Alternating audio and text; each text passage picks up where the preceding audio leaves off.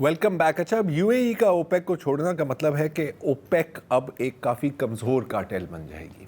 वो उस तरह की प्राइस फिक्सिंग एबिलिटी नहीं रहेगी जो माजी में हमने देखा। वैसे भी ओपेक का 1973 के ऑयल एम्बार्गो के बाद ग्राफ उनका या उनकी जो पावर है वो नीचे ही जाती रही है।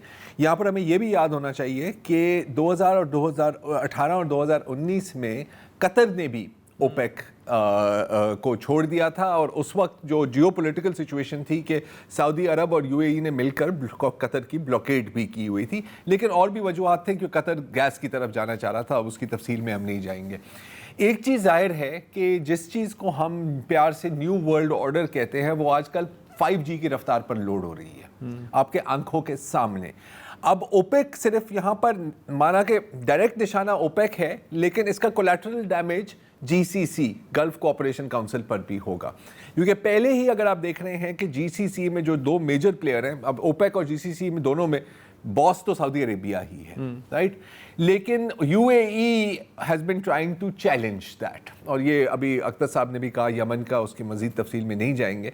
मुझे लग रहा है, और ये मैं मानता हूँ कि अभी थोड़ी लॉन्ग टर्म की बात है, लेकिन मुझे लग रहा है कि GCC कुछ सालों में एक अब बस नाम नेहाद बॉडी ही रहेगी, तकरीबन जैसे कि OIC और सार्क है, क्योंकि सार्क पाकिस्तान और भारत की राइवलरी को नहीं संभाल सका, कुड नॉट सर्वाइव इट। मेरा ख्याल है कि शायद GCC में भी हम ये देखें कि ऑन पेपर वो होगा, लेकिन डी फैक्टो जो अलाइनमेंट्स हैं वो बिल्कुल ही मुख्तलिफ हो जाएंगे। ज़रूरी है भी और ज़रूरी नहीं भी है, इसलिए कि आज जो इंडिकेशन मिल रहे हैं जद्दा से, GCC का जो सरबराह इजलास हुआ है उसमें दो मेन पॉइंट्स थे। एक तो ये कि अमेरिका के साथ जो सिक्योरिटी ताल्लुकात हैं उनका रिव्यू किया गया। हाँ, बस इतना पता है कि रिव्यू किया गया। अब जाहिर है कि ये तो नहीं कहा गया होगा कि नहीं जी आप जो 13 अड्डे तबाह दोबारा करें, ये है, ये भी नहीं फौरी तौर पे कहा जा सकता कि तू निगल ले, नहीं।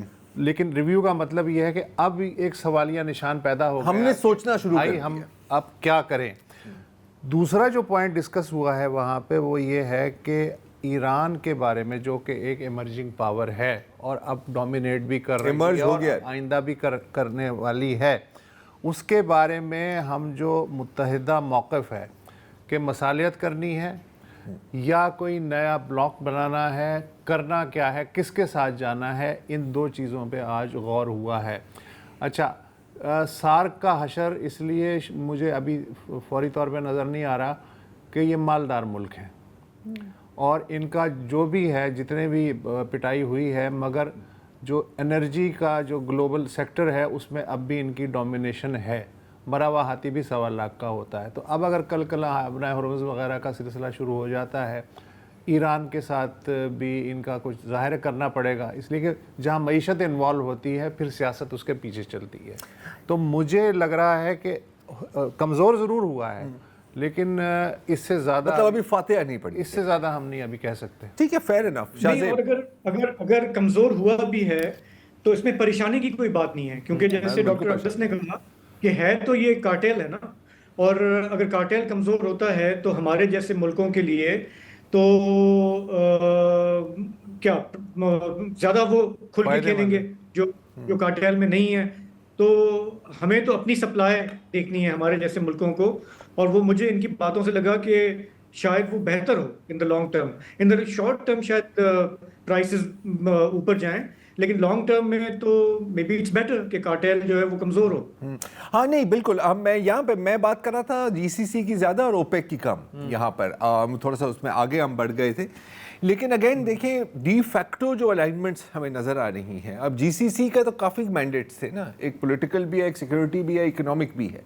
मेरा ख्याल है कि जो सिक्योरिटी मैंडेट है GCC का वो अब एक पुरानी बात हो गई है। आपने देखा है ना, ये हमेशा से पुरानी बात थी, पुरानी बात ही। आप देखें उनकी एक क्लॉज है कि जी एक पे हमला सब पे हमला तस्वुर होगा। हाँ, क्या मतलब है? नहीं, इस दफा तो सब पे हमला हुआ ना यार, तो इसलिए वो क्लॉज ही नहीं, आप क्लॉज पढ़े ना, एक पर हमला, उसने सब पर हमले की तो बात ही नहीं किसी ने की। अगर मैं वकीलों के लेंस से देखूं तो मैं तो यही कहूंगा कि सर हमारे कहाँ पे बाइंडिंग है यार, सब पे हमला हुआ है, जाने दो।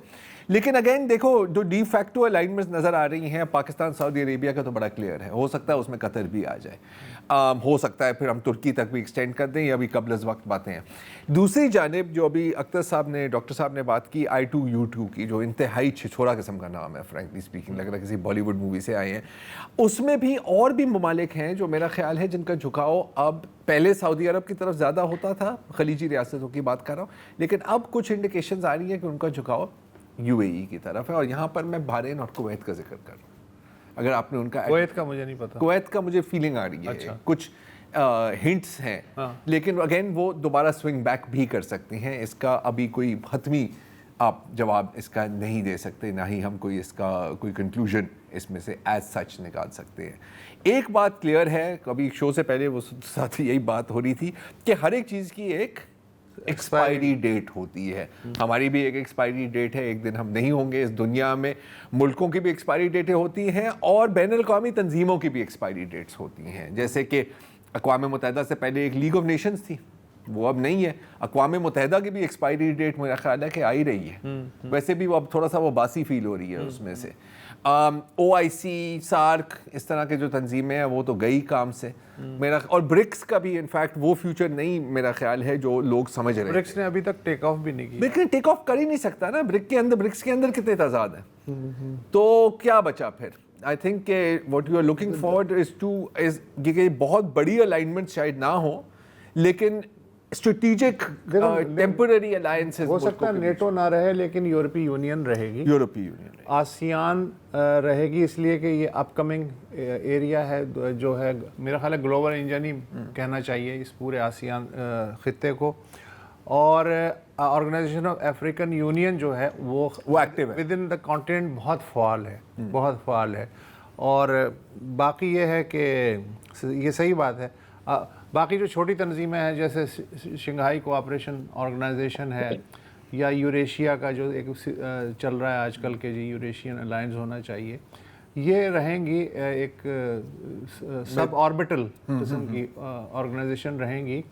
لیکن یہ کہ تنظیمیں تو بنتی رہتی ہیں, ٹوٹتی رہتی ہیں, مفادات جو ہیں ان کے حساب سے, تو کوئی ٹینشن لینے کی بات نہیں ہے اس میں. ایک چیز ہے جو فیوچر میں شاید انٹرسٹنگ ثابت ہو, اور میں آج ہی پڑھ رہا تھا کہ ہم تو بات کر رہے ہیں نا تیل کی, اب تیل آپ کا پرائمری ریسورس ہے ہم جانتے ہیں, لیکن اور بھی ریسورسز ہیں نا, جیسے کہ ریئر ارتھس, رائٹ. اب چین کا ایک کافی بڑا ہولڈ ہے, لیکن ایک اور ملک ہے افریقہ میں, کیونکہ آپ نے افریقن یونین کا ذکر کیا, کانگو کے نام سے, جہاں پر بدقسمت ملک, بہت ہی بدقسمت ملک ہے, صدیوں سے بدقسمت ملک ہے, لیکن وہاں پر وہ آپ کو منرلز ملتے ہیں جو جیسے کہ آپ کے سیل فونز, آپ کے لیپ ٹاپس, آپ کے ویپس میں بھی ایون یوز ہوتے ہیں. اور ابھی آج خبر آئی ہے کہ عرب امارات اور امریکہ نے مل کر ایک $100 ملین کا فنڈ بنایا ہے کہ وہاں پر جو مائنز ہیں, اور ان کے لیے ہمیں باقاعدہ ایک نئی فوج کو ریکروٹ کرنا پڑے گا تاکہ ہمارا اس کے اوپر قابو رہے. مزید ہزاروں لوگ, لیکن the next resource war آپ کو یہاں ہی نظر آ رہی ہے, مجھے تو یہی نظر آ رہی ہے. ٹھیک ہے, ایک وقفہ لیں.